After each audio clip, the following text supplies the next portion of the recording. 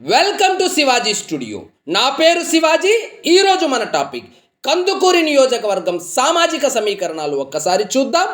మీకు ఈ వీడియో నచ్చినట్లయితే లైక్ చేయండి, షేర్ చేయండి, ఛానల్ మాత్రం సబ్స్క్రైబ్ చేసుకోవడం మర్చిపోవద్దు. ఇక వివరాల్లోకి వెళ్తే నెల్లూరు పార్లమెంటు పరిధిలోని కందుకూరి నియోజకవర్గం మొత్తం ఓటర్లు దాదాపుగా 2,20,000. ఇందులో పురుష ఓటర్లు 1,09,000 కాగా మహిళా ఓటర్లు 1,11,000 మరియు ఇతరులు 20 మంది.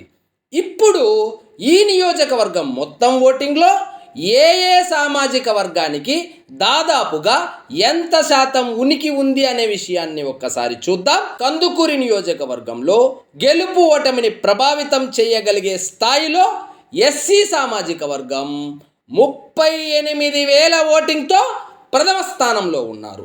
ఇందులో ఎస్సీ మాల సామాజిక వర్గం 29,000 ఓటింగ్ ఉండగా ఎస్సీ మాదిగ సామాజిక వర్గానికి 9,000 ఓటింగ్ ఉన్నట్లు సమాచారం. కమ్మ సామాజిక వర్గం 37,000 ఓటింగ్తో ద్వితీయ స్థానంలో ఉండగా యాదవులు 30,000 ఓటింగ్తో మూడో స్థానంలో ఉన్నట్లు మనకున్న సమాచారం.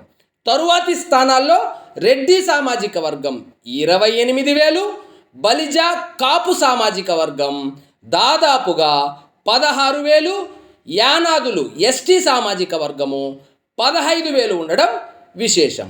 ఇక ముస్లిం మైనారిటీలు 13,000, వడ్డెరలు 12,000, వైశ్యులు 10,000 ఉండి తమ ఉనికిని చాటుకుంటున్నారు. ఇక మిగిలింది మత్స్యకారులు 9,000 కాగా ఇతర అల్పసంఖ్యాక బీసీలు 8,000 ఉండగా ఇతరులు 4,000 ఉన్నట్లు సమాచారం. ఇదండి ఈరోజు మన టాపిక్.